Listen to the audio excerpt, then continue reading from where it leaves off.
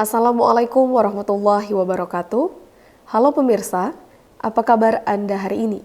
Kembali lagi di Women Channel Reaching Out to Public bersama saya Nazira Anindi. Kami akan memberikan sejumlah informasi yang menarik untuk Anda. Inilah WMN News.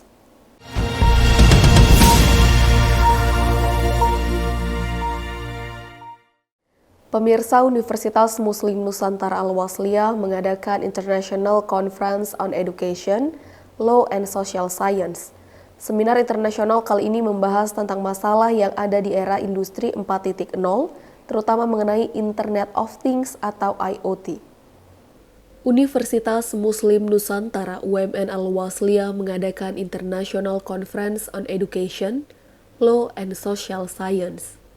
Kegiatan ini diadakan di Aula Oka Usman, Kampus Abdurrahman Shihab, UMN Al-Wasliyah pada 13 September 2023 dan diikuti oleh mahasiswa UMN Al-Wasliyah. Seminar internasional kali ini membahas tentang masalah yang ada di era industri 4.0, khususnya mengenai Internet of Things atau IoT. Ada dua orang narasumber yang hadir, yaitu Associate Profesor Dr. Muhammad Mustafa Awang Kecik dari University Putra Malaysia, dan Associate Profesor Dr. Pahlan Ehkan dari University Malaysia Perlis. Narasumber pertama yaitu Bapak Muhammad Mustafa menyampaikan materi mengenai superkonduktor and its application. Dijelaskan bahwa di era industri 4.0, mahasiswa harus mampu menyesuaikan diri dengan IoT yang semakin berkembang. Mahasiswa dapat memanfaatkan perkembangan teknologi dari sisi yang positif, seperti membuat media pembelajaran yang kreatif berbasis teknologi. Selain itu juga, mahasiswa diminta untuk mencari cara agar terhindar dari dampak negatif perkembangan teknologi. Jika mahasiswa mampu mengikuti perkembangan IoT, maka akan banyak sekali manfaat yang dapat dirasakan bukan hanya bagi mahasiswa itu sendiri, tapi juga bagi orang lain. Kalau dilihat, kita tidak dapat lari pada IoT yang ada sekarang, ada revolusi 4.0, di mana mahasiswa perlu cakna dan ambil tahu aplikasi yang terdapat di pasaran, di mana mahasiswa perlu lebih terbuka, bukan setakat menampakkan kekurangan dalam aplikasi tersebut, dia perlu memandang kepada kelebihan, di mana dengan kata lain dia perlu sedia bersiap siaga untuk mengetahui di mana teknologi IoT semakin berkembang daripada masa ke semasa. Sebagai contoh, setiap aplikasi akan berubah mengikut waktu. Jikalau kita tidak pernah mengambil tahu satu aplikasi yang ada, mungkin kita akan terlupa dan kita tidak tahu mengguna pada aplikasi yang seterusnya. Oleh sebab itu, kalau dilihat daripada teknologi, dia ada first version, second version, third version and so on. Dan jikalau kita tiba-tiba menerima aplikasi yang terkini tanpa belum mengetahui aplikasi yang dimulakan, kita tidak dapat mengikut. Dan dengan kata lain, mahasiswa perlu lebih fokus terhadap masa yang diberi selama 4 tahun berada di universiti supaya dapat mengoptimum dan memaksimumkan dengan maklumat yang terdapat, dan dengan kata lain mereka boleh menggunakan maklumat tersebut dari masa ke masa yang dapat menaikkan imej seorang mahasiswa. Dan mahasiswa perlu berada sifat lebih terbuka. Dengan kata lain, kita perlu melihat dari segi pandangan sudut positifnya, kesannya daripada negatifnya. Dan dalam masa yang sama, mahasiswa kena memikirkan bagaimana kaedah yang sesuai untuk kita mengambil kira untuk menangani isu negatif aplikasi tersebut. Jikalau mahasiswa boleh mengawal penggunaan IoT seoptimumnya, saya yakin mahasiswa Indonesia akan lebih pergi jauh. Kalau kita ambil contoh, content creator di dalam bidang akademik semakin kurang. Kalau dilihat populasi Indonesia melebihi 270 million, di mana setiap konten yang dihasilkan berbentuk ilmiah, berbentuk akademik akan berjaya menarik ramai golongan-golongan yang berada di luar sana untuk lebih meminati sains dan teknologi. Dan saya seru kepada mahasiswa Indonesia, rebutlah peluang, khususnya mahasiswa UMN, di mana peluang ini datang sekali. Sila rebut dan pastikan anda mampu mengadaptasi dan mengubahnya. Narasumber berikutnya yaitu Bapak Pahlan Ehkan yang menyampaikan materi mengenai the impact of IoT Implementation for Human Lives in Malaysia.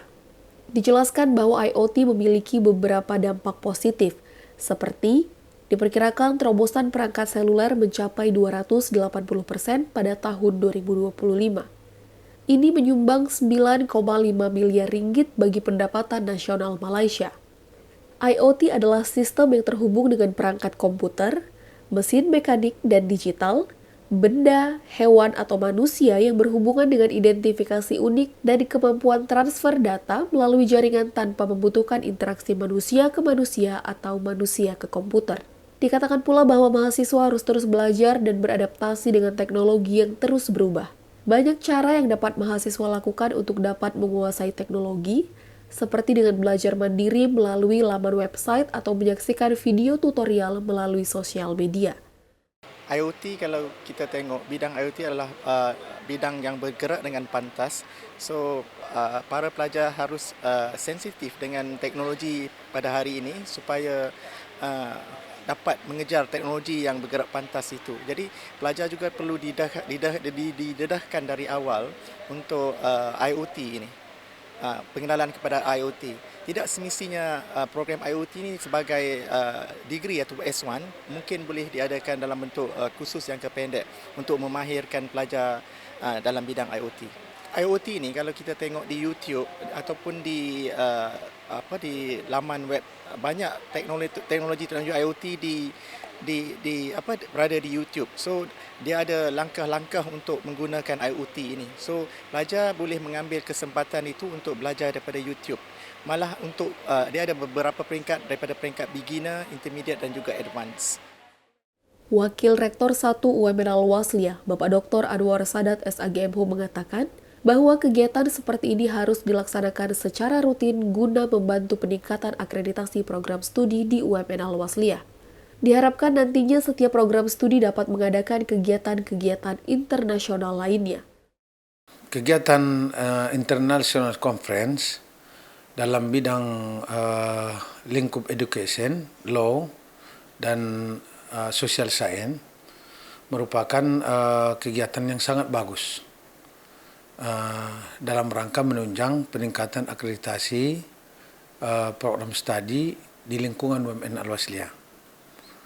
Kegiatan ini merupakan kegiatan yang perlu dibudayakan, yang perlu dilaksanakan secara terus-menerus dan terprogram oleh seluruh prodi.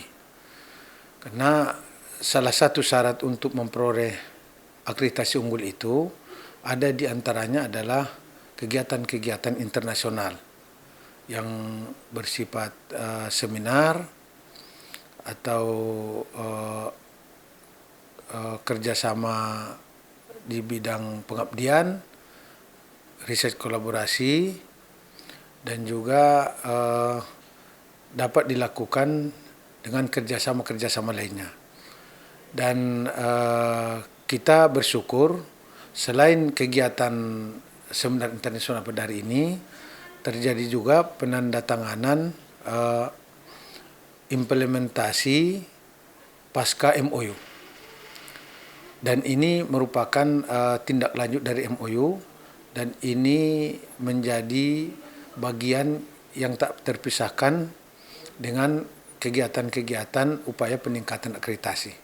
Harapan saya ke depan, seluruh prodi atau fakultas memprogramkan secara kontinu, terencana, dan terukur, termasuk dalam bidang pendanaan dan dalam bidang tema-tema yang diangkat ke depan. Mudah-mudahan kegiatan ini dapat berjalan terus dan dapat menyumbang peningkatan akreditasi unggul di lingkungan prodi UMN Al-Wasliyah. Dari UMN Al-Wasliyah, Nazira Adindi, Rifki Kusuma, UMN Channel mengabarkan.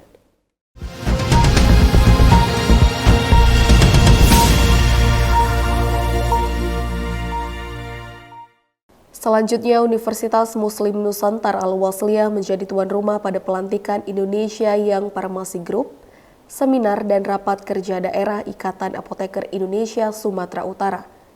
Kegiatan ini dilaksanakan di Auditorium Udin Samsudin Jalaluddin Lubis, Kampus Syekh Haji Muhammad Yunus UMN Al-Wasliyah.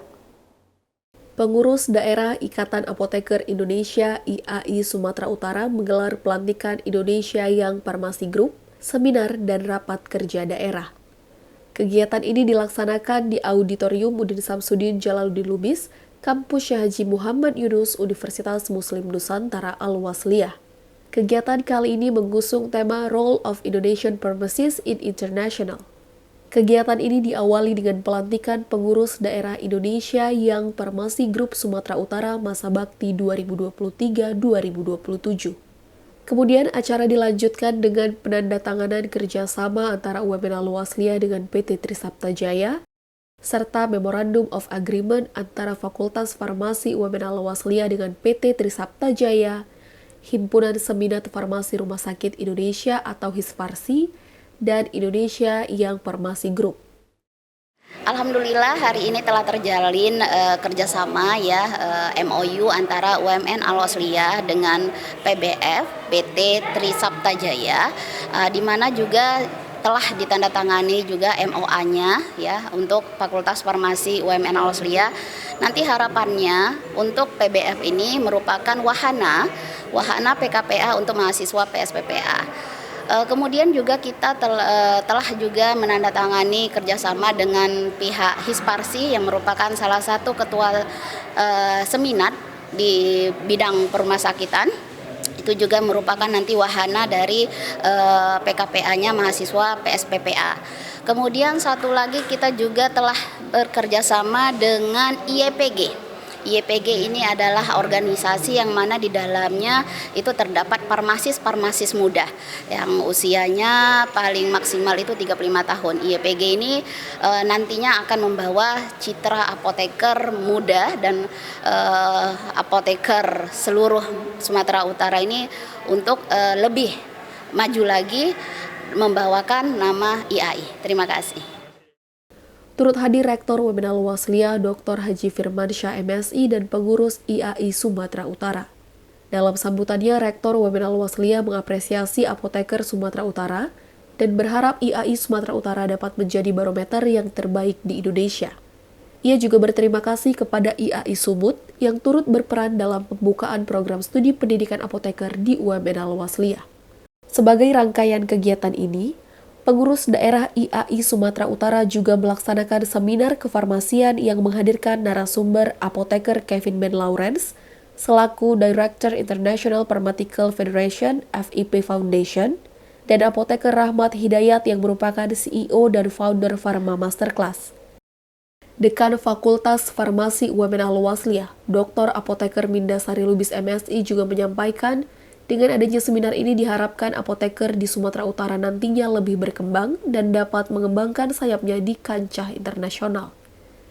Acara pada hari ini itu adalah acara yang sangat luar biasa di mana dia bertemakan Role of Indonesian Pharmacy in International. Jadi harapan dari acara ini itu agar nanti seluruh apoteker itu dapat go internasional, terkhususnya apoteker di Sumatera Utara. Lalu ada tema-tema yang dibawakan oleh para narasumber kita, yang mana para narasumbernya ini ada apoteker Kevin, di mana beliau adalah lulusan dari Singapura. Kemudian ada Bapak Apoteker Rahmat Hidayat, itu merupakan lulusan dari Kanada. Jadi dengan pengetahuan yang mereka berikan kepada apoteker, semoga apoteker kita nantinya lebih berjaya lagi. Apoteker Puliadong Hasibun Esfam selaku Ketua Panitia menyampaikan bahwa seminar ini dilaksanakan secara hybrid dan diikuti oleh 400 peserta yang berasal dari dalam dan luar kota Medan. Ia juga berharap apoteker muda Indonesia dapat berkembang lebih baik untuk Indonesia yang lebih sehat. Harapannya ini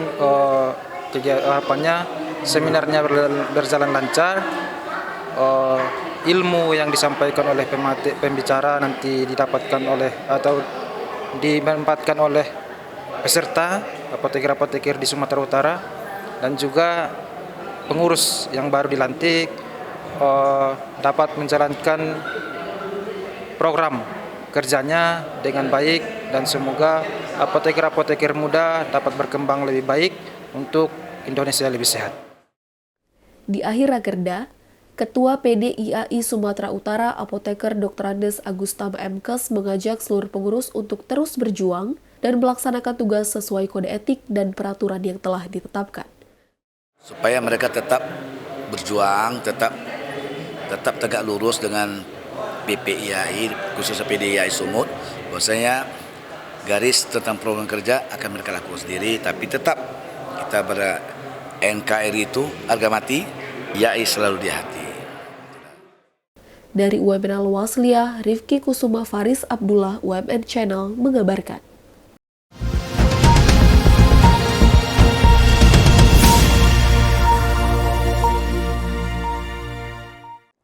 Informasi tadi sekaligus menutup jumpa kita pada hari ini. Saya Nazira Anindi beserta seluruh kerabat kerja yang bertugas pamit undur diri. Wassalamualaikum warahmatullahi wabarakatuh.